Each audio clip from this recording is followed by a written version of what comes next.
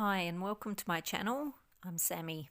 On this platform I like to talk about different aspects that are attributed to a spiritual awakening. Today I'm going to talk a little bit about ego because ego plays a huge part in our lives, but for many people we don't really know much about ego or even consider it until we begin to awaken, or unless we're a psychologist or a psychiatrist or a doctor. But otherwise we really may not even know too much about it. So that's what I'm going to be talking about today. So what exactly is our ego? Ego is part of the human condition, not our spiritual essence. It is the view, the feeling, the characteristics that we attribute to ourselves to define ourselves. Ego is the parts of us that we think we are, part of the story, you could say, the experiences, the recognitions, the labels, the feelings, the states of consciousness and unconsciousness that we think is us or defines us, oneself. But ego is really the distraction, preventing us from discovering our true essence and who we are not. Ego is alive and thriving in most people, and this is partly because of the conditioning we receive during our formative years, and partly because for most people it's not discussed and therefore no attempts are made to control it.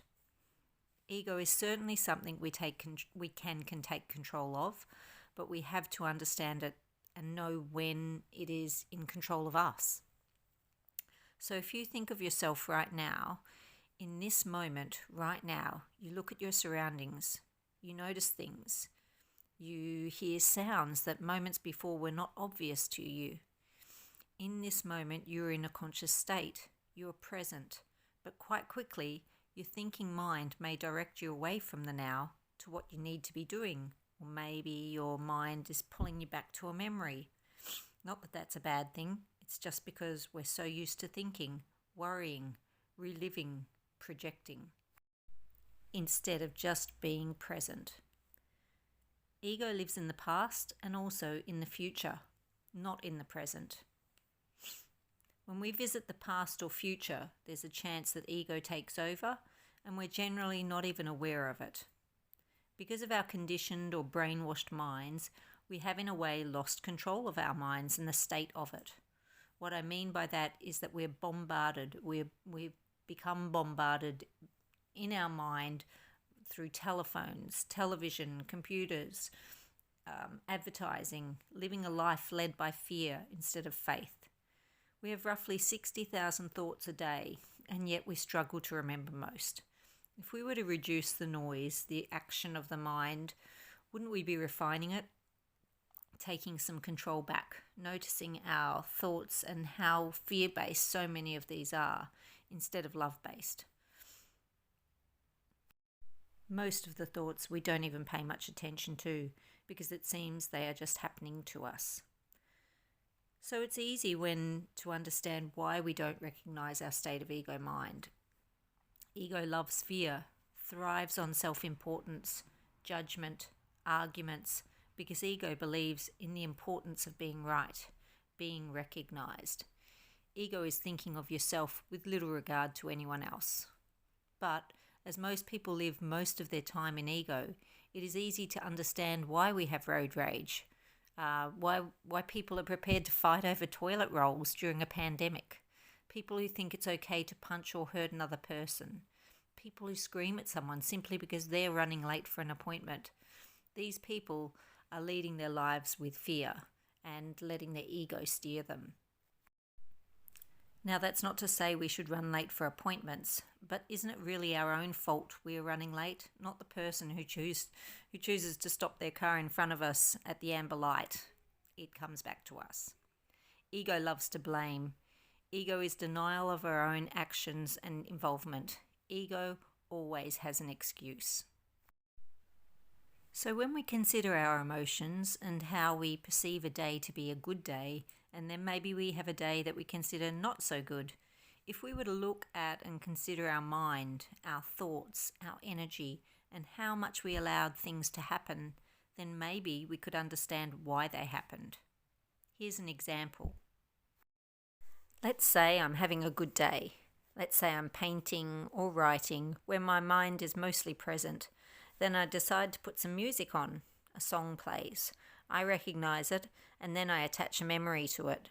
It reminds me of someone. Suddenly I feel sadness because I miss that person, or I recall something that makes me sad, whatever it is, and I sit and dwell on it momentarily. I stop painting or writing. I focus on the sadness and I feel so sad. I can't paint anymore, and instead I go and lay down. I might cry as I continue to dwell on the past, instead of simply turning the song off and refocusing on the present time, and continuing with painting, getting rid of the sad memory and just saying, well, that was the past. I didn't do that. That is ego. That's when you're allowing ego to take over and steer the wheel.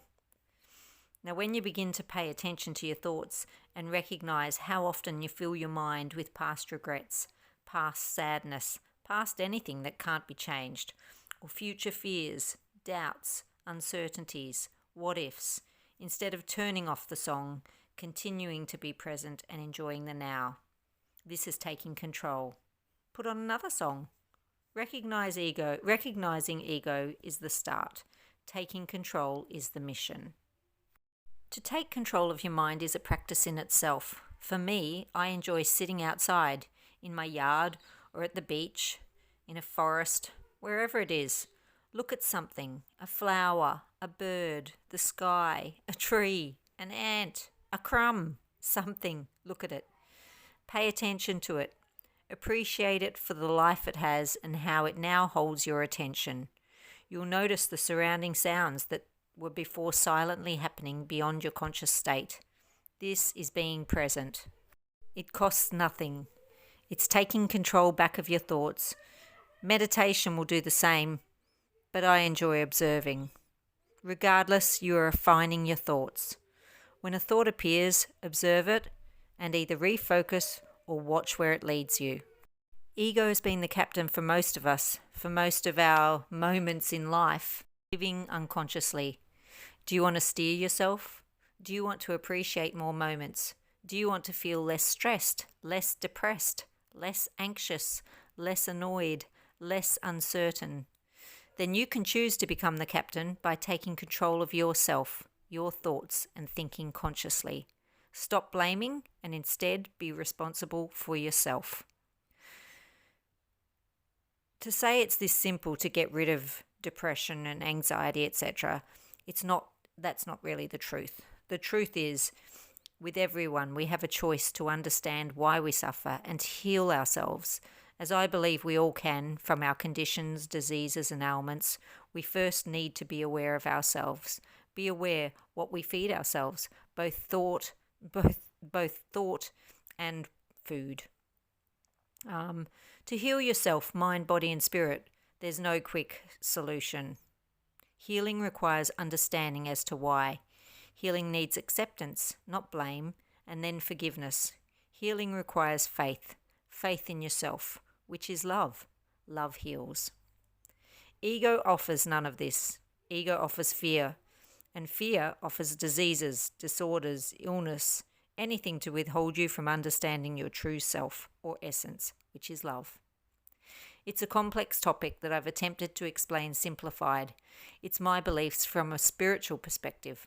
I'm not discounting medicine or suggesting people stop taking theirs.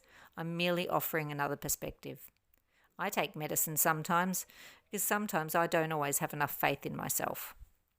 There is no right or wrong. There is only individual's choice. If you've chosen to listen to me today, maybe you're ready to consider. Maybe you're ready to pay attention to yourself. If you're annoyed with me, that's your ego. Sorry. Ego is so much more than what I've covered, but it's so interesting. If you're interested, consider reading Eckhart Tolle, A New Earth. He covers it so well. If you're trying to heal yourself from an ailment or depression or something, try listening to Louise Hay. Thanks for listening to me, as I believe love is the answer. Ciao.